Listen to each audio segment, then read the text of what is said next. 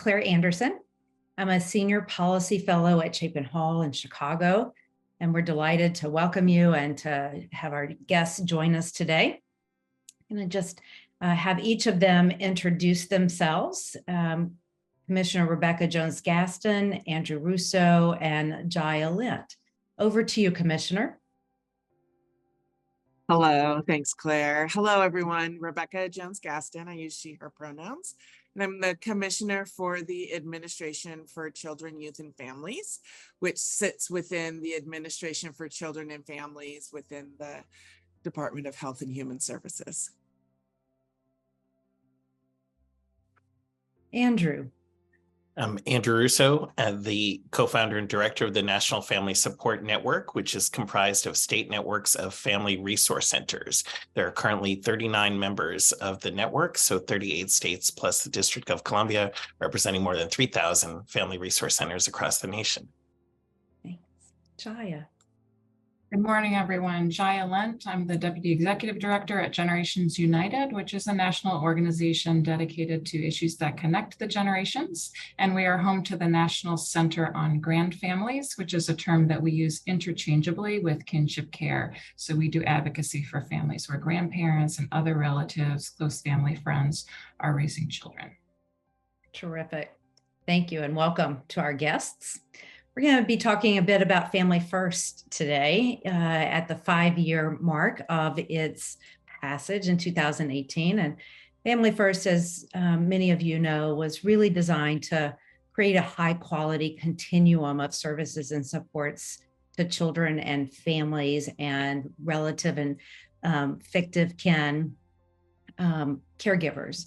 And we're delighted just to talk about sort of where we are at 5 years and look ahead to the next 5 or 10 years. We're going to start talking a little bit today just about an overview of where implementation stands here at 5 years. In many ways, Family First was a turning point for child welfare and for prevention and high quality family-based care in the US. And so I'm going to ask our colleagues, starting with the commissioner, around how Family First has changed the landscape of child welfare services over the last 5 years. What do we know about the demand for change from the field in terms of their interest in participating in the voluntary program around prevention services? What do we know about reductions in the number of children entering foster care or the entry rate and other key measures of progress in this first 5 years? Recognizing, of course, that we're very early in implementation. Thank you.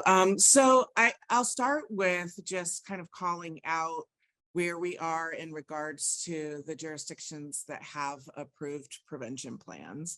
And so we have to date 42 approved prevention plans, and that spans across 38 states, 3 tribes, and the District of Columbia. And we're currently in the process of working with 9 additional jurisdictions on getting their plans approved. And there are a number of jurisdictions that submitted plans early on in the 5 years that are now coming back with proposed amendments to their plans to continue to grow towards prevention. And so to me, that's pretty important. You mentioned it. It's a voluntary program. It isn't mandatory, but I think in many ways, what Family First, what the statute did was really bolster and lift up the conversation around the fact that we know that children thrive best at home with their families and not necessarily in foster care. And so wanting to really think about what can we do differently.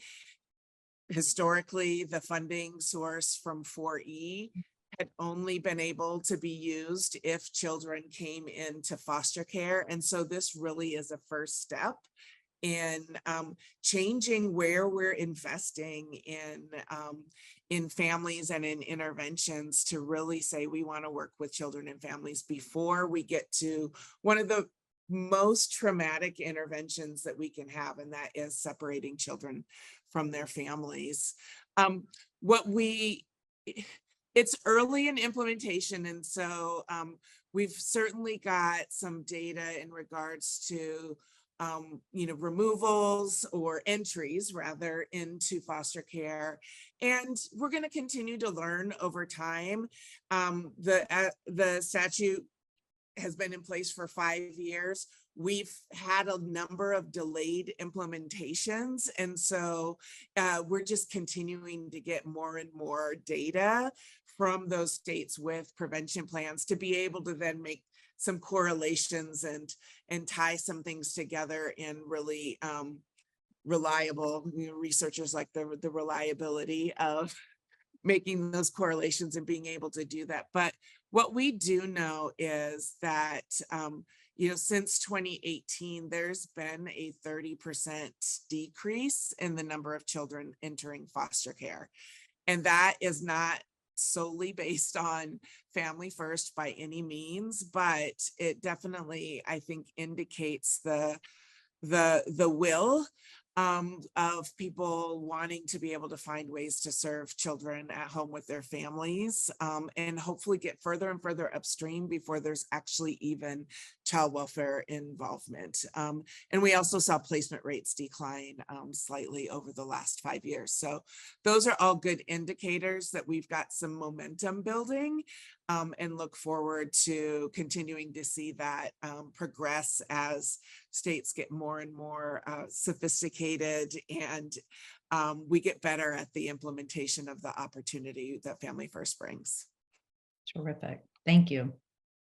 Jaya, from your perspective, how have you seen the landscape change over the last 5 years? Yes, well, building on the commissioner's point, I want to lead with just recognizing that this is a fundamental shift in the way that we fund child welfare. And we know from history that practice follows funding. This Family First recognizes that children do best in families, not institutions, and that it's better to keep children out of foster care when we can give families the tools and supports that we need. So I really do believe and see that in part because of Family First, we're seeing systems thinking more about prevention and family support. And that includes how we can support kinship families in addition to birth families. So getting systems that have not always been serving families and children well to think differently is fundamentally a good thing. It's important to recognize that we are trying to turn around a really big ship here, and that takes time, but the work is urgent and we have to move quickly, but also recognize that on the ground, different pieces of the law are to be enacted at different times. And on the ground, it takes time to set up systems and build evidence base. But again, this work is urgent. We need to move quickly, and prioritizing prevention is important. Andrew, from your perspective. From my perspective, I would say that this is a start, and you have to start somewhere. And it's great to see that there are shifts happening and that we have further to go. So as acknowledged earlier, so I'm glad that we're looking in this direction because these systems for far too long have not served children and families well. And we have a responsibility, we have a moral obligation to ensure that our children and families are supported and strengthened, that they are not swept up into systems that are inherently inequitable and racist, and have so many challenges that bring so many more challenges for families to navigate unintentionally, but do create a lot of challenges. So we have work to do, and this is a step in that direction. Great, thank you. And then as we step in that direction, particularly in the prevention space, We know that Family First encourages the use of evidence-based practices to support families and prevent entry into foster care. And in some instances, states are also seeking to prevent families from coming into contact with child welfare in the first place. Family First includes mental health and substance abuse prevention and treatment programs and services that support the development of parenting skills, as well as supporting relatives who are caring for members of their family. Commissioner, before we kind of dig into those, can we also just speak to the importance of providing a broad array of prevention supports that augment or are related to meeting the needs of families? Yeah, and so and I know we'll talk some more about the evidence-based practice kind of hook that is within Family First. But I do think it's important to also remember again that the opportunity that Family First presents is a slice of the pie, and that there are so many other slices of the pie. It's clearly lunchtime. I'm thinking about dessert, but thinking about all of the other kind of parts and pieces. I'll use puzzle analysis. Is, you know, we learned a lot over these last few years during the pandemic that concrete economic supports and concrete supports for families actually helped them not then get further involved with child welfare or not get involved with us at all. And so some real practical things that we've learned, and growing research and evidence that that's the case. But the bottom line is that there are so many things that aren't ever really going to fall in an evidence-based clearinghouse that absolutely are supportive to families in being able to have their needs met and care for their children. Housing, employment, it could be transportation, all of those things that fit together, along with a possible clinical intervention that's in support of children and families. And so I think it's just really important to remember that it is really a whole spectrum and array of things that are needed to weave together, to puzzle piece together, to have a whole pie, whatever analogy you want to use. And it doesn't all sit, and shouldn't all sit, in the existing child welfare system as it stands. Andrew, you probably find that to be true in the Family Resource Center space, where every day families are walking in the front door with a variety of strengths and needs that Family Resource Centers are designed to support and elevate. Could you just talk a little bit from your perspective about what you see day to day that is working for families? Sure. Well, it's important to understand there's no one size fits all program for families. The beauty of Family Resource Centers is that they are so flexible to be of, by, and for the communities served, that they look like and reflect what the opportunities and the challenges may be within a given community. So we often say, if you've seen one Family Resource Center, you've seen one Family Resource Center, because they're that embedded and responsive to their particular communities. And at the same time, we also know from research that was conducted with the support of the Robert Wood Johnson Foundation in 2015, 2016, that there's remarkable commonality across the country in terms of the top 4 areas that they focus on, with the top 2 being parenting support and access to resources. So those are the bread and butter of any Family Resource Center. And then also child development activities and parent leadership development are also the other of the top 4. So we often talk about the work being inherently collaborative as well, because no program could possibly directly provide everything a family might be looking for, but it's our responsibility to know where those resources are and to help families connect and navigate to them successfully. And to make the connect with what was shared earlier, it makes a big difference to get families access to those resources up front. So in Teller County, Colorado, semi-rural county outside of Colorado Springs, when they're Human Services Agency moved to a differential or alternative response system in 2016, when they didn't open a case but referred it to the Family Resource Center, referred the family to the Family Resource Center in the county if they wanted to go. Since moving to that system, they saw a 63% reduction in the child welfare cases. A 63% reduction, more than having the number of children in the system. And that's not magic, that's because that 60% of the cases that are referred are for perceived neglect. And neglect is typically not parents withholding resources from their children. They don't have those resources to begin with, to provide for them. So programs like Family Resource Centers, the whole point, Family Resource Center is about resources. So if families are connected with those resources, they get the housing, they get the access to food or clothing or other issues that the domestic violence support, et cetera, and then they don't end up in the system. So this is really important to see the value of what we call prevention services. Truly, they're family support and strengthening services. And when we orient ourselves to supporting families to be healthy and strong, everything is better.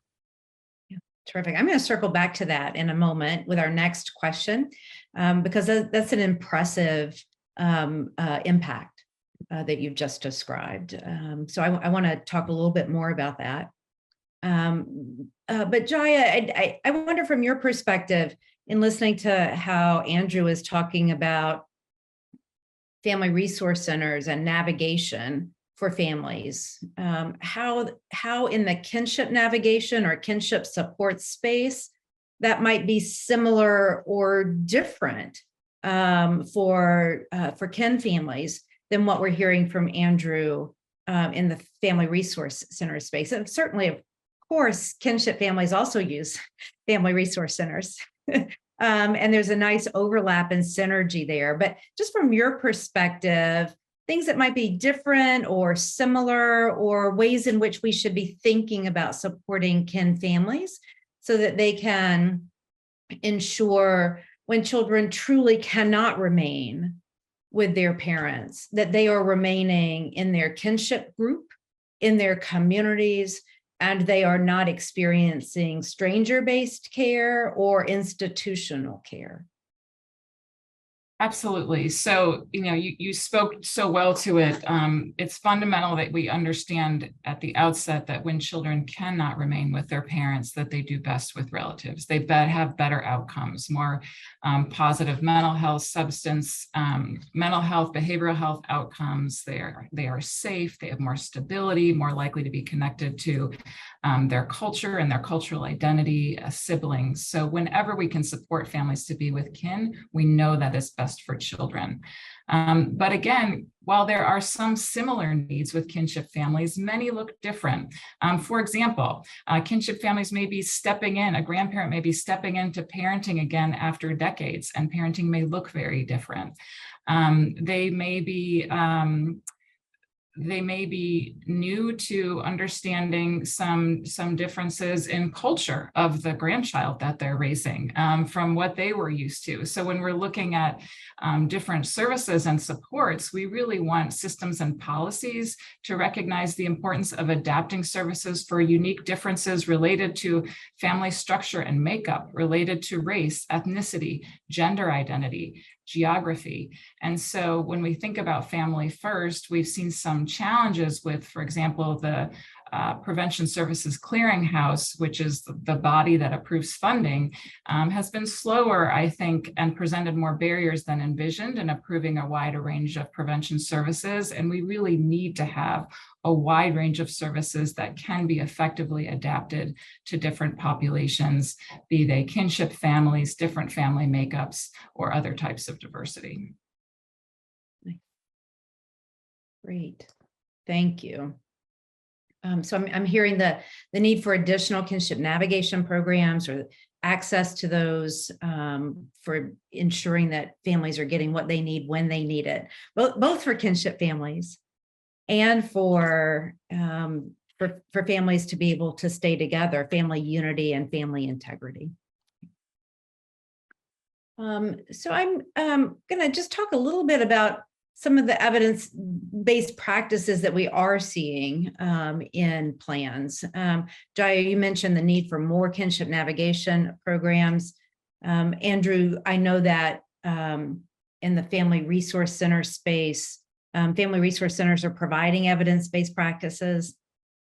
And we're also seeing a large number of states, including home visiting, for example, in their plans. So a bit of a focus or emphasis on young children, as we know that the majority of children entering foster care are under the age of 6, and children in foster care under the age of 6 are also a large proportion of children in foster care. So having a bit of a young child focus is also bubbling up in the plans as we're seeing them. Andrew, can you just talk a little bit about some of the evidence-based practices that Family Resource Centers are providing, and if you see states really using those evidence-based practices through Family Resource Centers, or if you see that as an opportunity for further evolution and implementation of Family First?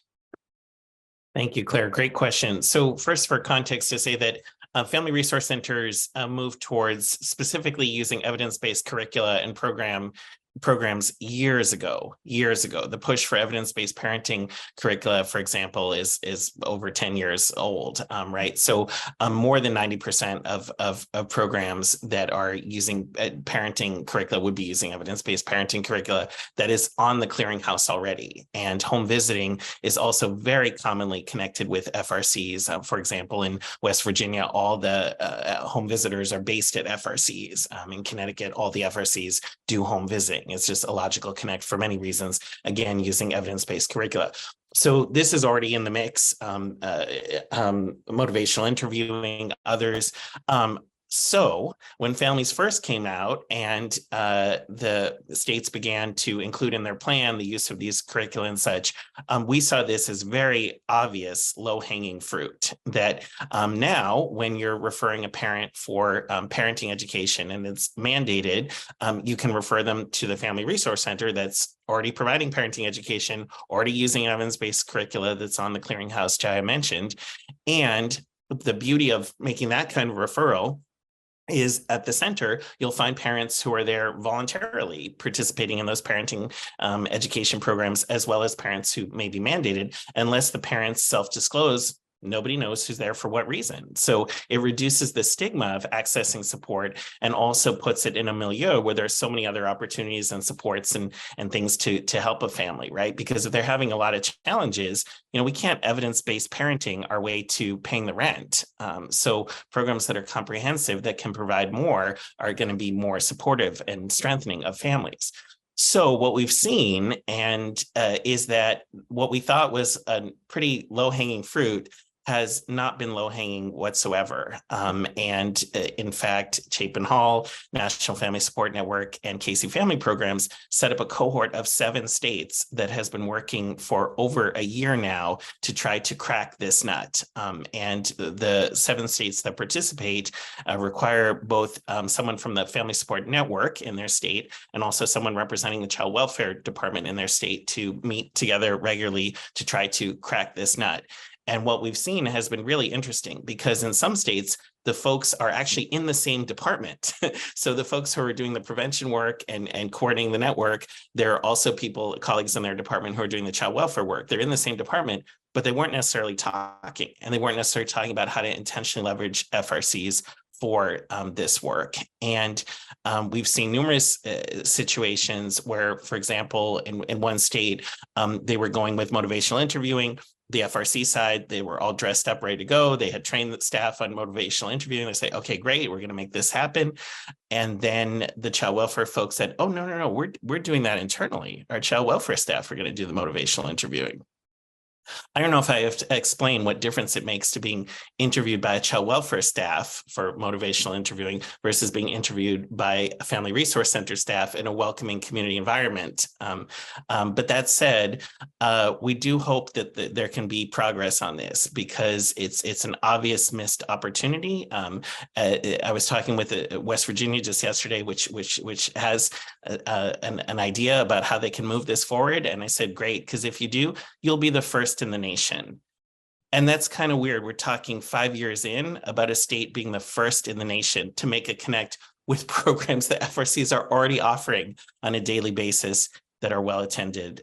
So there's more for us to do here. So opportunity for growth and further transformation in that space. Jaya, any spaces where you think that there are particular opportunities for deepening the ways that states and partners are thinking about family first and implementation? Sure. So we've mentioned kinship navigators. One of the exciting pieces about kinship navigators is they can serve kinship families, whether they're at the door of child welfare, inside foster care, or have never even, connected with the child welfare system. So kinship navigators really can serve the full range of kinship families. And it's important to recognize for every one child in foster care with kin, there are 18 outside of the system with kin. So we really, if we are just serving those at the door of child welfare, we are really missing the boat. So Family First provides this opportunity and recognition that kin are doing so much to keep children out of foster care, but they do not have access to the types of supports and services that they need. I know that family resource centers are serving a number of kinship families. Often a lot of family serving services out there are using language that is more inviting to parents than it may be to other caregivers or grandfamilies. I'm not suggesting that's the case with FRCs. I know you're great at it, Andrew, and your system. But a lot of family serving systems just don't use language that's inviting. So we really want to be thoughtful about outreach, really learning about what works in the kinship navigator space. We have just a handful of kinship navigator specific programs in the clearinghouse. So we are really working hard at that evidence and know that it takes time to build that up. So we really are looking forward to systems leaning in on supporting kin. But we do not have adequate support in place for kinship caregivers right now without them, for example, entering into the custody of child welfare system. So we really want to see more of those programs actively used and supported through the clearinghouse. I do want to acknowledge that, a key thing here is, again, having systems talk to each other. Andrew, you talked about that in terms of FRCs and child welfare systems. We see with kinship families, there are so many different systems that intersect with kin, from housing to income support to mental health, all of those pieces. And so we really are focused on efforts to help those systems coordinate, be seamless, and connect with each other. And Generations United has a National Technical Assistance Center, the Grand Families and Kinship Support Network, which is really designed to help those systems collaborate. So there are resources out there to help with that. Great.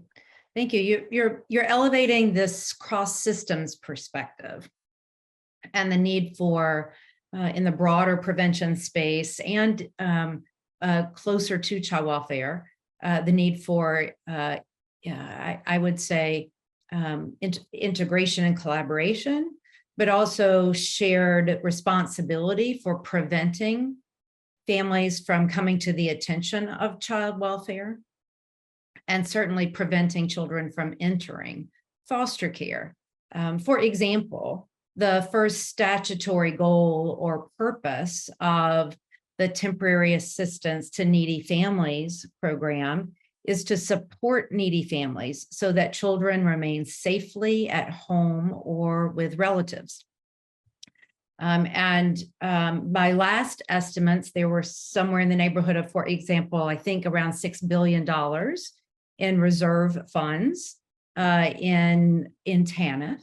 And with that first purpose or statutory goal, understanding the relationship with children entering foster care when they might be eligible for TANF, or that more could be done in that space, or by extension, the broader human service sector, Medicaid, child care, housing, really sort of reorienting or thinking through how those services and supports can share in the responsibility to ensure that children and families remain safely at home.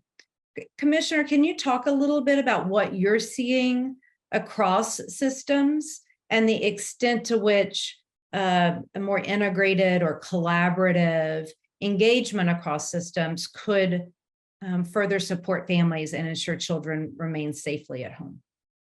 Yeah, and I think, let's call it out.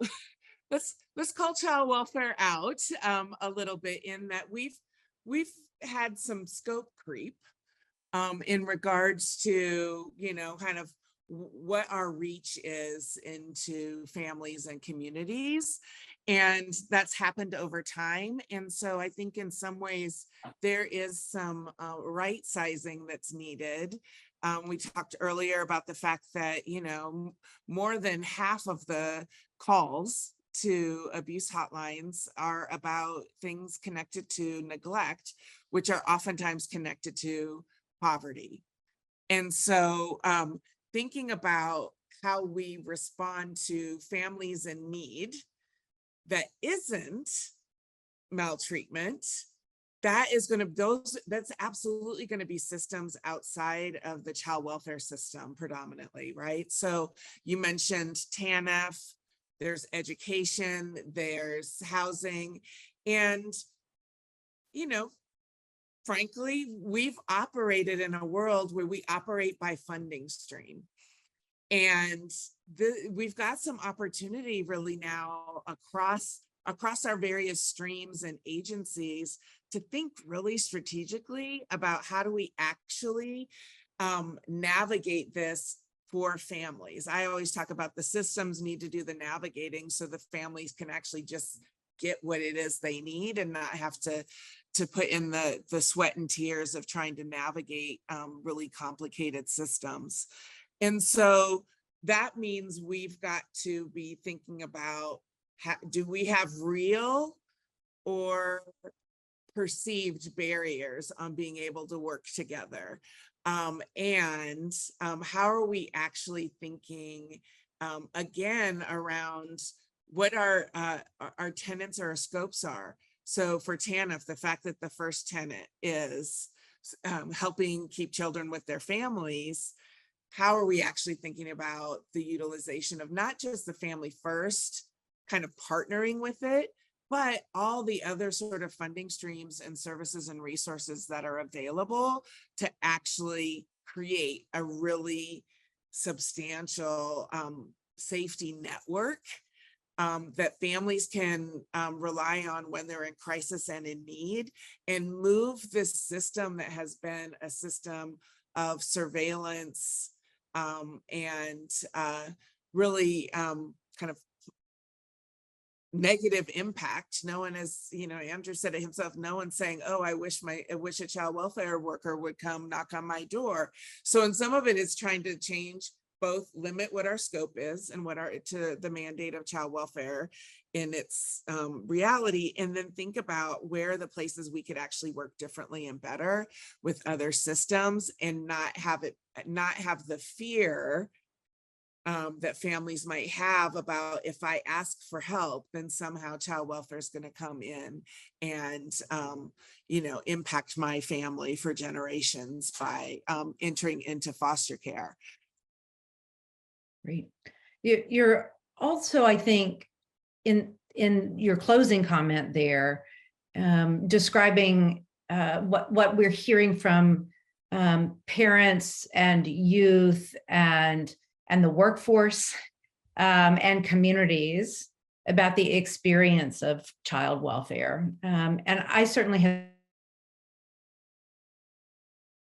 the emerging centering of lived experience in helping to define the services and supports, the change in child welfare. Could each of you talk a little bit about how you're seeing families and youth and communities who have experience with child welfare and with upstream services? What would have been helpful to avert child welfare? What you're hearing or seeing in terms of lived experience being elevated? Andrew, maybe we'll start with you and what you're seeing in family resource centers. Not in part, you described how family resource centers really are of the community, of families, describing and leading the direction forward. Maybe there's a lot here for us to learn from you. Yeah, I would say so. Family resource centers being rooted in the community, as you mentioned, it starts from the very beginning, from terms of how you think about planning for an FRC in the first place. The community is involved in that process, and then the development of the center, and then a parent advisory committee that then oversees and holds the center accountable to serving the community effectively on an ongoing basis. So there's a whole continuum of family engagement, parent partnership, leadership development, all of that, so grounded in the community. So I think the more recent buzz around lived experience is important in terms of recognizing that, again, our work always needs to be centered in the family and listening to their perspective and is always valuable. At the same time, I wonder if some things are lost in translation from what we've seen, just to be frank about it, because first of all, lived experience, and you framed it differently, Claire, which is great, but it is generally seems to be used as a euphemism for involvement in the child welfare system. So they'll talk about lived experience, meaning people who've had experiences with child welfare system, which, per what the commissioner was sharing earlier, usually are not good experiences. So I was part of a meeting recently where folks in child welfare were sharing, yeah, so we got all these parents together and all they want to talk about is how horrible the system was to them.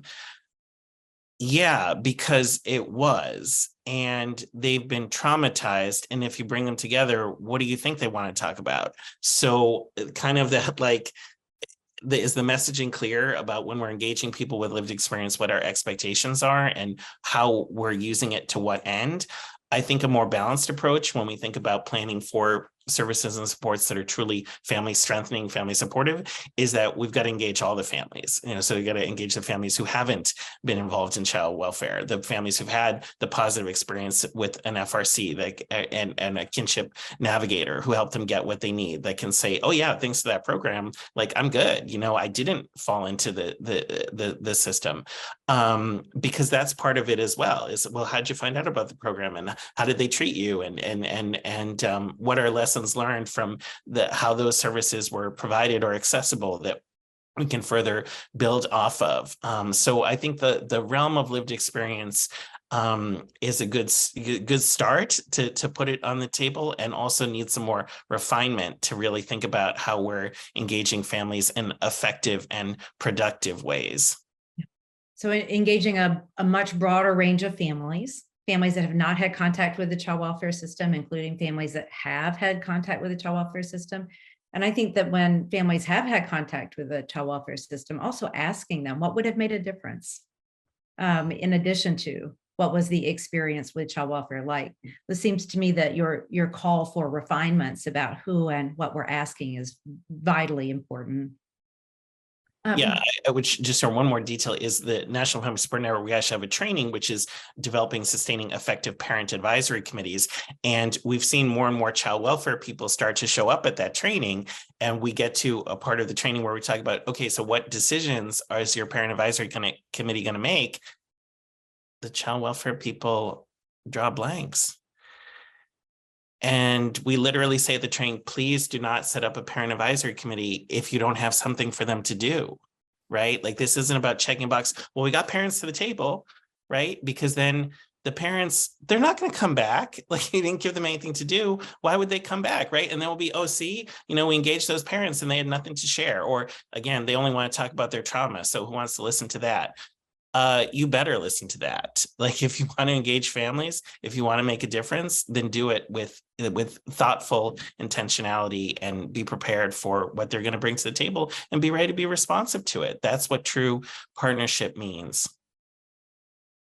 Jaya, and in the kinship space, how are you seeing the partnership or the leadership from families occurring?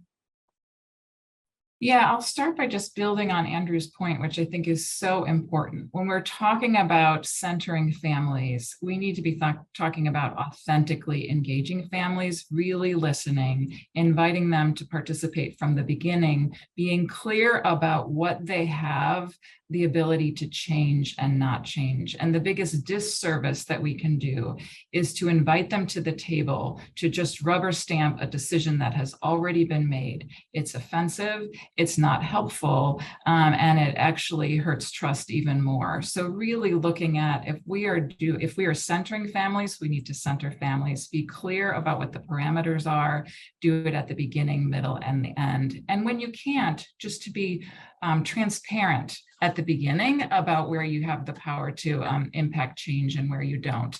But I will say that when it is done well, bottom line is that services will be more effective when we ask families what they need and we listen to what they say, and that we build services to reflect that. I think too often we have well-intentioned people plan and implement approaches based on their assumptions of what families need. And then when systems don't work well, we find explanations that feed our own assumptions rather than listening to and adapting our services to what we're hearing.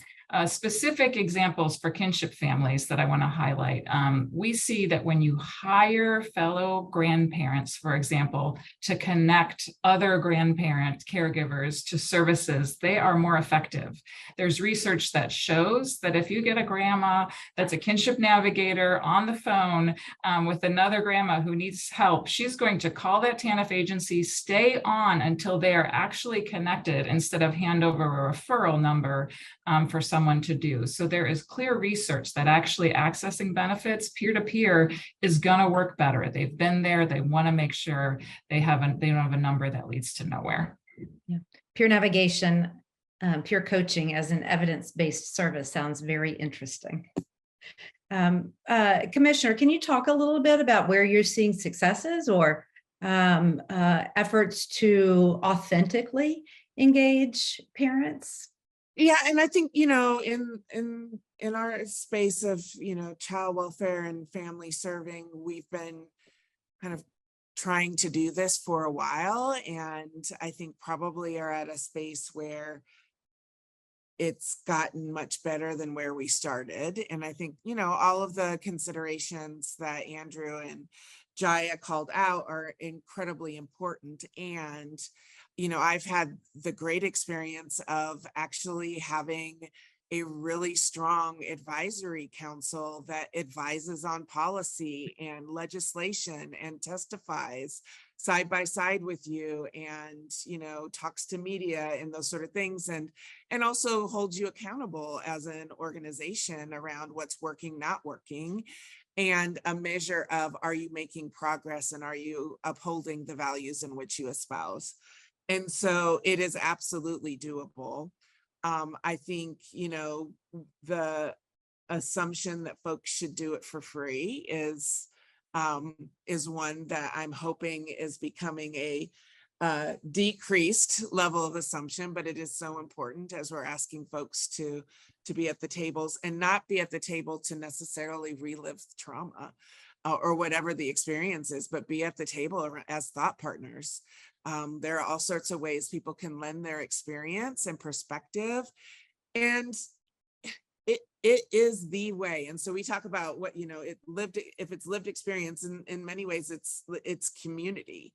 We want to actually be engaged with community in all its complexity and facets and experiences to inform what we're doing in a way that is informed by application, informed by culture, informed by really important perspectives that will make something that is theoretically a solid practice, it'll make it or break it in regards to the application of it. And there's investment also in regards to, you know, things being successful or finding strategies that maybe are more creative than, you know, those of us that have been bitten by the, you know, bureaucratic bug. And it's invaluable. And I think in some ways it is, to do it well, you're changing and shifting power dynamics. You have to acknowledge the unevenness of authority in spaces when it exists. And there has to be some humility as you're coming in and asking really for the gift of people to actually share what it is that they need and what they think needs to happen with you as an agency and organization. And I think there's some great examples of work with tribes on tapping into cultural practices that actually drive to different outcomes when led by the tribal nation. And in other communities, the interventions that are specifically kind of honed and created to meet that particular community's needs are going to be more impactful and not less important than some of the other things that we've talked about already today. And I think that really is the direction that the field is going. And I think, you know, some of what Family First has kind of, I won't say that it started it, but it's helping build some momentum about the importance of actually getting real perspective on what's needed to meet the needs that families are experiencing. Thank you. So if we were to shift our lens from what's happening now to 5 years from now, and what you would hope for in terms of Family First, for families, for children, for youth, and Ken. Jaya, can you just talk a little bit about what you hope to see over the next 5 years? Absolutely. So I think what's been really exciting, particularly in the last 5 years, is there really is broad recognition by child welfare systems that children do better with relatives when they can't remain with their parents. So that I am seeing from child welfare systems. So leaders are looking to kinship as the answer to child welfare for situations when staying with parents is not an option. However, kinship is only solution when it's supported. So we have a handful really of programs in the clearinghouse that are specifically designed for kinship families. We really need to be intentional about prevention programs for kin, including research, giving them opportunities to build their research, and really opportunities to be innovative in the kinship support space. I also think that when we are looking forward, Family First really is not envisioned to be everything for families. So when we're talking about investing upstream, we need to truly look at investing in the other social safety net systems that are up there. I often see a willingness to talk in the child welfare space about the need to invest upstream. But then when you enter the conversations around housing or the conversations around TANF and all of those upstream services, there isn't the willingness to invest. There isn't the recognition that those are the systems that keep out of child welfare. We talk about it in the child welfare space, but then not in the social safety net spaces. So we need to truly be looking at our full range of systems and do intentional investment. We really see that in kinship, and I know it's true for other family systems as well. And I would broaden that beyond the systems to our macroeconomic policy context. We also have evidence, as you all know, that tax credits like the earned income tax credit or the child tax credit are associated with reductions in child welfare system involvement. Childcare is particularly associated with reductions in child welfare system involvement.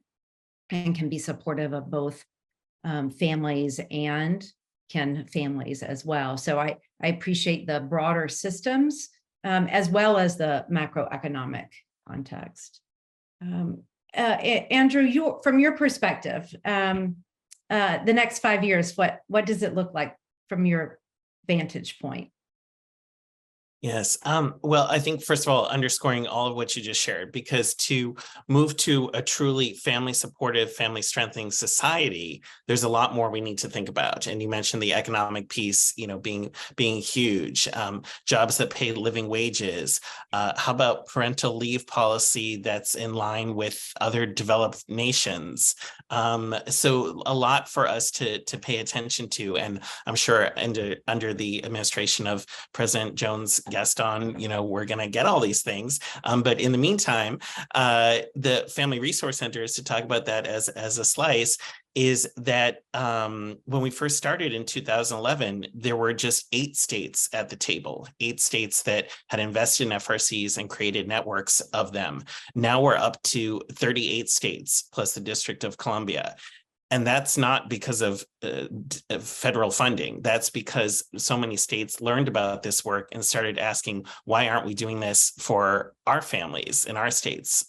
That there's no dedicated funding for FRCs the way there is for home visiting or after school programs or Head Start. And yet these programs are expanding all across the country. How could that be? And that's because people are paying attention to the fact we need to support and strengthen our families up front. And that we can show with the data, like I mentioned from Teller County, as an example, other research that emphasizes the case, the connection for supporting grandparents and kinship that needs to be further developed because that's the reality of who's taking care of our kids in this country. Is so many kin, so many grand families. So it's so important this work is further raised up and those families are further supported, that they're not out in the wilderness searching for resources, that there's so much more that we need to do. And there's very positive signs of that. We're only 10 states short of the goal of all 50 with family resource centers. And that's not because people are listening to me. That's because people are recognizing that these are building blocks of healthy communities. Just like every community, every neighborhood should have a good school and a park and a library, family resource center where people can have access to supports and services that all of us deserve, that all of us should have access to support our families to be healthy and strong.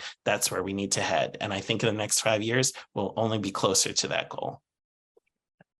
Commissioner, from your perspective, the next 5 years of family first, and as our other panelists are suggesting, and beyond. I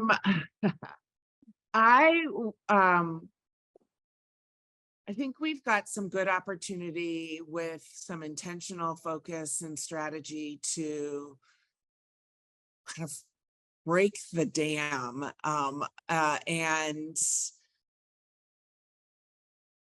figure out how do we actually remove constraints to access to services. And so, from a clearinghouse perspective, how do we get our clearinghouse to be as broad and open as possible? How do we, again, as Jaya said, invest in those spaces and places that are primary prevention, that don't have to come through a child welfare agency to get there? I think the other I think hope, and certainly the thing that I'm focused on in my work is how do we change an equitable impact of our systems on communities. And in many ways, that means how do we let them drive and create, and we're there to support and fund the things that are needed so that we continue to see the reduction in the utilization of foster care as an intervention. Because if we talk about evidence-based, we've got lots of evidence that foster care actually doesn't help kids be better off. And so let's figure out how to invest in the things that kids and families need early on. I think the decrease in the utilization of congregate care, with the increase in the ability to have access to those services that are needed, that aren't in institutions or congregate settings, so that the level of crisis that a young person may be experienced gets mitigated before it is a crisis that then has child welfare being used as a place of access to something that should be able to be accessed without involving child welfare. I think the other is the ability for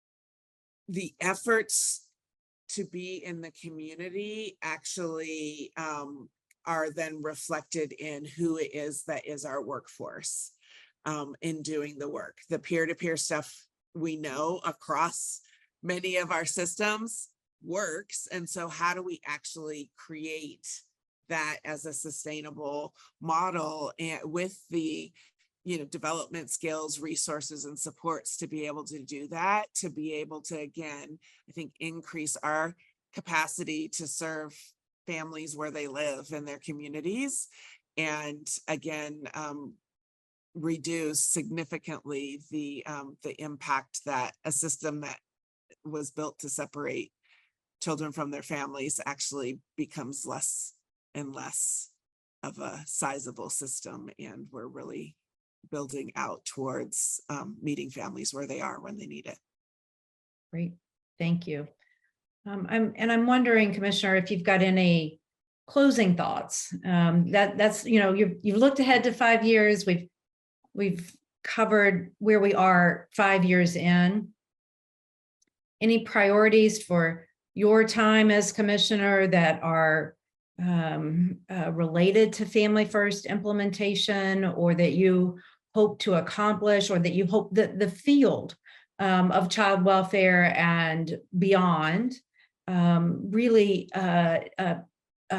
is animated to do over the next 5 to 10 years?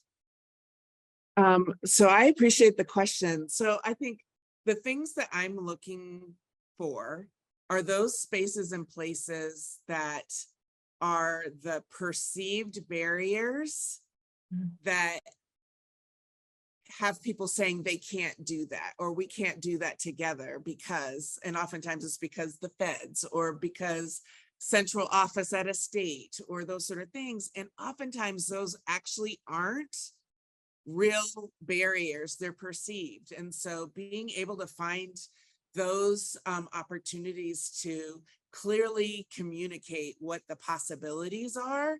And then if there are real barriers, finding the strategies of how do we break those down so that the ability to work across funding streams and agencies and organizations is more readily available and doesn't require you to have to kind of be in the weeds of a system to figure it out, that it is something that really becomes focused on serving the whole community as a whole. I think, bottom line for me is we know that for child welfare, communities of color and tribal communities are disparately impacted. They get reported more often, and then the disparity just kind of snowballs from there. We've got some real opportunity to do it differently and de-link poverty from neglect. And I think de-link this notion of mandated reporter from the idea that a mandated reporter is making a report to a resource center, right? It is really thinking about how do we actually get the folks that care about kids able to get in contact with the places and spaces that have the resources and supports for families that isn't the hammer that the child welfare system often is. And so that really is my hope for all of this. And the bottom line is for those children and families that we are serving in child welfare, we want them to be better off by our intervention and not grow up in a system that's not intended to parent children and have people have the connections and things that they need to have as they grow and develop, so that they aren't coming back to us as parents in our system. And so we've got a lot of work ahead of us, but I think, there's so much momentum and opportunity in front of us. And I'm looking forward to hearing from folks and strategizing with folks about what we can do differently. Terrific. And I'll end where we started with your data, which is that the number of children entering foster care has decreased by around 30%. So there's momentum that is accomplishing the intent of Family First. And you all have charted a course forward over the next 5 years, and we anticipate certainly that continuing in the direction of reductions and increased supports and services to families. So I want to thank you all for sharing your time with us today. And we look forward to continuing to be a resource to you. Thank you. Thank you. Thank you.